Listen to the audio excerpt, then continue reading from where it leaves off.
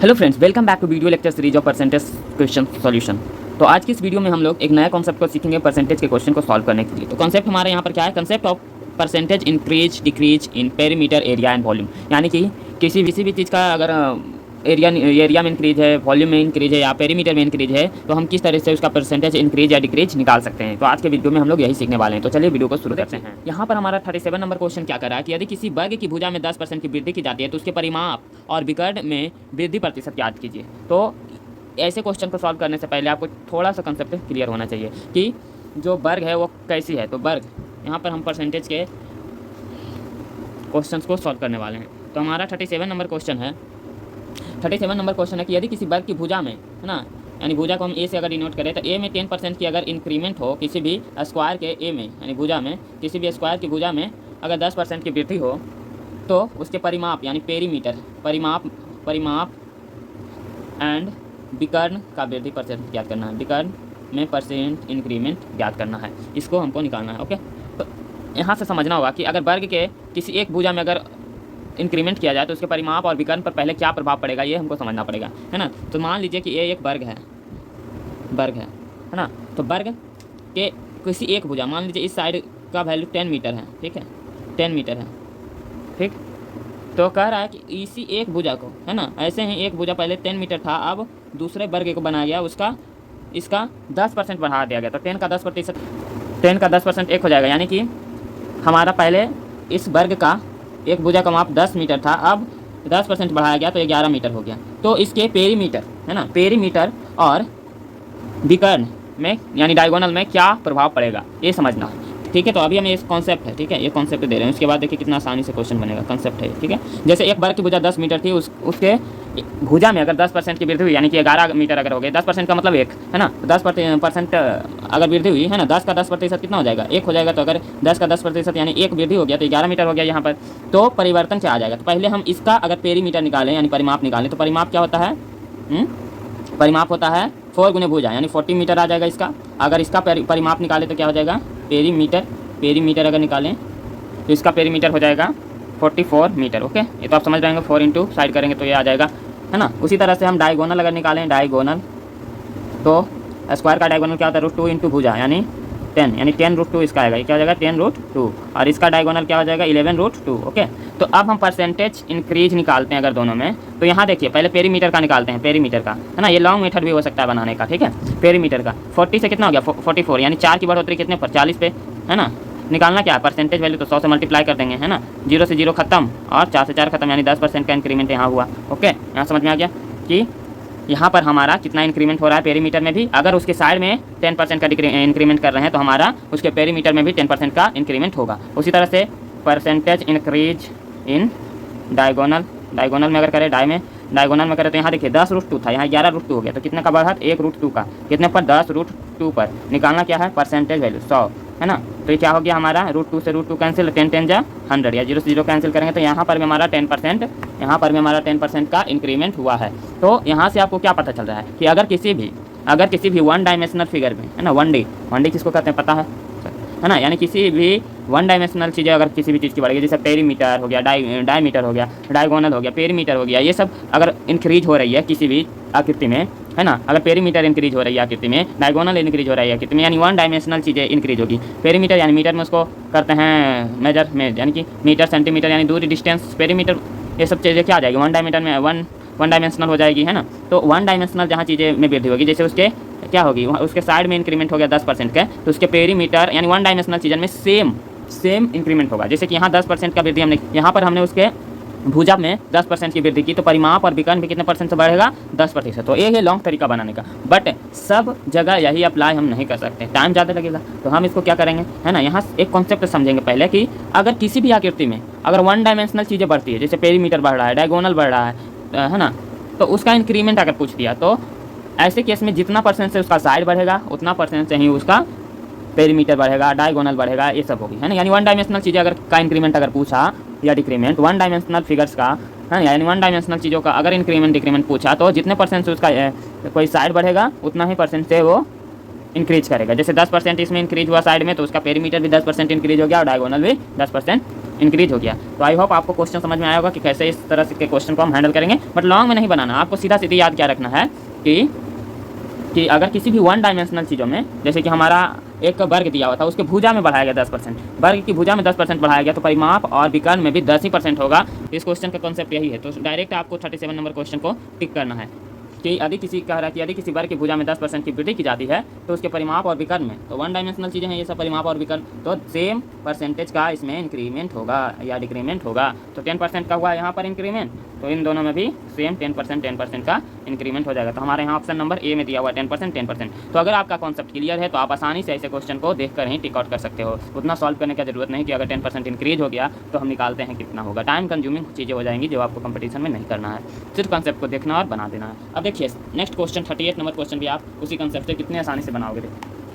देखिए तो 38 number question हमारे यहाँ पर है। 38 नंबर क्वेश्चन कह रहा है यदि किसी वृत्त की त्रिज्या में 20% की वृद्धि की जाती है तो उसकी परिधि में परसेंटेज वृद्धि ज्ञात करें। ठीक है, तो कह रहा यदि किसी वृत्त है, कोई सर्कल है, उसके त्रिज्या में यानी रेडियस में 20% की वृद्धि हुई है ना, यानी कि पहले इतना को था, अब उसका रेडियस में 20% की वृद्धि और बड़ी होगी रेडियस, है ना। ये आर्क में जो इंक्रीमेंट हुआ है वो 20% का इंक्रीमेंट हुआ है। ठीक है, तो कह रहा 20% की वृद्धि हो गई है ना, पहले इतना था अब उस 20% वो इंक्रीज हो गया। तो यहाँ आपको क्या पूछ रहा, परिधि। तो परिधि क्या है, परिमाप नहीं होता है, सरकमफ्रेंस होता है, यानी कि उसका, है ना।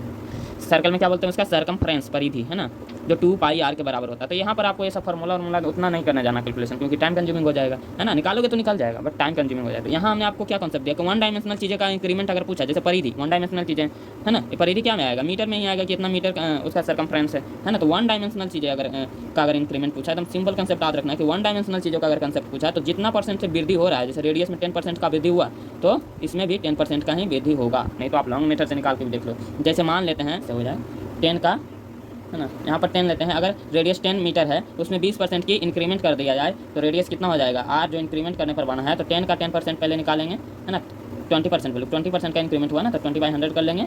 ठीक है, तो क्या हो जाएगा हमारा, यहाँ से 2 का इंक्रीमेंट हो जाएगा, यहाँ पर 2 का इंक्रीमेंट हो जाएगा। तो यानी कि अब पहले रेडियस 10 था, 10 मीटर, तो अब रेडियस से कितना हो जाएगा, 12 मीटर। तो अब हमारा कह रहा है कि सरकमफ्रेंस में क्या इंक्रीमेंट आएगा, यानी यह 10 था 12 हो गया, तो क्या इंक्रीमेंट, यहाँ देखिए पहले 10 था अब 12 हो गया, इंक्रीमेंट कितना का हुआ, 2 का, कितना के ऊपर, 10 के ऊपर, निकालना क्या है, परसेंटेज वैल्यू। तो कितना परसेंट का इंक्रीमेंट हुआ, यहाँ पर भी 20% का इंक्रीमेंट हुआ। सीधा सीधी आप समझे ना, कितना का इंक्रीमेंट हुआ, 2 का, 10 है ना, पहले 10 था, 20% इंक्रीमेंट, यानी 2 का इंक्रीमेंट 12 हो गया, है ना। तो 2 का इंक्रीमेंट हो गया, है ना, तो 2 का इंक्रीमेंट किसके ऊपर हुआ, 10 के ऊपर, 10 से 12 हो गया, उसका परसेंटेज वैल्यू पूछ रहा था कितना इंक्रीमेंट हुआ, तो 20% इंक्रीमेंट हुआ। तो इसको ऐसा नहीं सॉल्व करना, आपको सीधा देखना है क्या में इंक्रीमेंट पूछा है। तो वन डायमेंशनल चीज़ों का इंक्रीमेंट पूछा है, जैसे सरकमफ्रेंस, तो सरकमफ्रेंस वन डायमेंशनल में ही आएगा, तो वन डायमेंशनल में आएगा सरकमफ्रेंस, तो उसका जो परसेंटेज इंक्रीमेंट या डिक्रीमेंट होगा वो भी सेम ही होगा। जैसे रेडियस में 20% की वृद्धि हुई तो पेरीमीटर में भी 20% की ही वृद्धि होगी। आई होप आपको ये सब कॉन्सेप्ट समझ में आ रहा होगा। अब चलते हैं नेक्स्ट क्वेश्चन की ओर, जो हमारा एक मेथड है और बहुत ही आसान और बहुत ही अच्छा मेथड है, जिसके बदौलत हम बहुत बड़े बड़े क्वेश्चन को भी सॉल्व कर सकते हैं, जो हमारा है सक्सेसिव मेथड। क्या नाम है उसका, सक्सेसिव मेथड। सक्सेसिव मेथड बहुत ही आसान है और बहुत ही इंटरेस्टिंग है, आप आसानी से इससे बहुत अच्छे क्वेश्चन को सॉल्व कर सकते हो। तो देखिए सक्सेसिव मेथड से क्वेश्चन कैसे बनते हैं। तो देखिए यहाँ पर सक्सेसिव मेथड का क्वेश्चन, यहाँ पर सक्सेसिव मेथड को समझिएगा, बहुत आसान है successive method. Okay, successive method में क्या होती है कि 2 चीज़ें यहाँ पर ध्यान देनी होती है। कह रहा है यदि किसी घन के प्रत्येक किनारे में 10% बढ़ा दिया जाए तो उसके पृष्ठ क्षेत्रफल में कितने प्रतिशत को वृद्धि होगी। अब देखिए यहाँ क्षेत्रफल जो होता है वो क्षेत्रफल क्या होता है, 2 डायमेंशनल चीज़ें होती हैं, है ना, इसमें लंबाई भी होती है चौड़ाई भी होती है, यानी 2 चीज़ें होती हैं, तो 2 डायमेंशनल चीज़ें होती। तो ऐसे जब 2 डायमेंशनल चीज़ आएगी तो उसको हम सक्सेसिव मेथड से ही सॉल्व करेंगे या रेशियो मेथड अपनाएंगे, जो हम आगे बताने वाले हैं। ठीक है, तो पहले आप सक्सेसिव मेथड को समझिए। ठीक है, तो सक्सेसिव मेथड के बदौलत आप इसको सॉल्व कर सकते हो। तो कोई भी चीज़ें में जो 2 डायमेंशनल चीज़ होगी उसमें 2 चीज़ें होगी, है ना। तो यहाँ पर क्या दिया हुआ है, उसके साइड को ही दिया 10% बढ़ा दिया जाए, है ना। यदि किसी घन के प्रत्येक किनारे को, यानी घन है उसके दोनों किनारे को 10% बढ़ा दिया जाए, है ना, सॉरी, यानी घन के किनारों को 10% से यहाँ इंक्रीज किया जा रहा है, तो उसका क्षेत्रफल पूछा है। तो क्षेत्रफल क्या होता है घन का, है 6 गुने भुजा स्क्वायर होता है, ये होता है। हमारे फार्मूला से हमको नहीं चलना, हमको सिर्फ ये याद रखना है कि जैसे ही 2D आएगा तो हम सक्सेसिव का कॉन्सेप्ट लगाएंगे। सक्सेसिव का कॉन्सेप्ट क्या कहता है, सक्सेसिव का फॉर्मूला होता है a+b/a/b/100। ये होता है सक्सेसिव का फॉर्मूला। सक्सेसिव का फॉर्मूला ये है जिससे हम किसी भी 2 डायमेंशनल ऑब्जेक्ट के परसेंटेज इंक्रीज या डिक्रीज को निकाल सकते हैं। तो यहाँ पर देखिए 2 डायमेंशन कैसे पता चलेगा, क्योंकि क्षेत्रफल पूछ रहा है, तो 2 डायमेंशन में ही क्षेत्रफल निकलता है हमेशा। कितना परसेंट वृद्धि हुआ, तो 10% पे, यानी ए भी 10% की वृद्धि हुई प्लस बी भी 10% की वृद्धि हुई। ठीक है, इंटू ए इंटू बी, यानी 10 × 10/100 करना है, ये फॉर्मूला के अकॉर्डिंग। 20 से 20 खत्म है, यानी इसका काम खत्म, है ना। तो ये क्या हो जाएगा 10 + 10 20 है ना, यहाँ प्लस का साइन होता है, ठीक है। 20 + 1 कितना हो गया 21, ठीक है। तो ये हो जाता है सक्सेसिव का फार्मूला ए, ठीक है। तो यहाँ से क्या हो गया हमारा कि सक्सेसिव का फार्मूला लगाएं ए प्लस बी है ना, A plus B plus A into B by 100, A plus B plus A plus B into 100, ये हो गया हमारा। तो आगे हमारा यहाँ पर 21% का इंक्रीमेंट। तो सीधा अब हमको शॉर्ट में बनाना है, तो क्या करेंगे, सबसे पहले क्या करेंगे, इन दोनों को जोड़ लेंगे, 10 + 10 20। अब प्लस क्या कर देंगे, दोनों के गुणनफल को, तो 10 × 10 क्या हो जाए 100। अब दो पीछे से 2 अंक के बाद डेसिमल लगा देना और जोड़ देना, तो 21%। डायरेक्ट ऐसे करना है एकदम शॉर्ट में, है ना, फॉर्मूला नहीं लिखना है, सीधे दोनों को जोड़ना है, दोनों को गुना करना है और पीछे से 2 अंक के बाद दशमलव लगा के जोड़ देना है, बस सिंपल फॉर्मूला है इसका सॉल्व करने का, ठीक है। चलते हैं नेक्स्ट क्वेश्चन में। अब सक्सेसिव मेथड के सभी क्वेश्चन को सॉल्व करके अगले दिन हम रेशियो मेथड को समझेंगे, जो बहुत आसान है और उससे भी क्वेश्चन बहुत आसानी से बनेंगे, ठीक है। तो नेक्स्ट क्वेश्चन कह रहा है यदि आयत की लंबाई, देखिए अब आ गया आयत है, ये है 40 नंबर क्वेश्चन, जिसमें कह रहा है आयत की लंबाई L में 12% की इंक्रीमेंट हुई और B में 8% की डिक्रीमेंट हुई, 8% की डिक्रीमेंट हुई, तो एरिया में कह रहा है कि परसेंटेज में क्या प्रभाव पड़ेगा, कितना परसेंटेज इंक्रीमेंट या डिक्रीमेंट होगा, ओके। तो देखिए हमने क्या बताया, A + B + AB/100, ये फॉर्मूला बताया हमने। तो 12 + 8 करेंगे तो 20 होगा, मगर नहीं माइनस में जाएगा क्योंकि यहाँ डिक्रीमेंट हुआ ना 8 का, तो 12 - 8, okay, plus A × B 12 × -8/100, okay, ये हो रहा।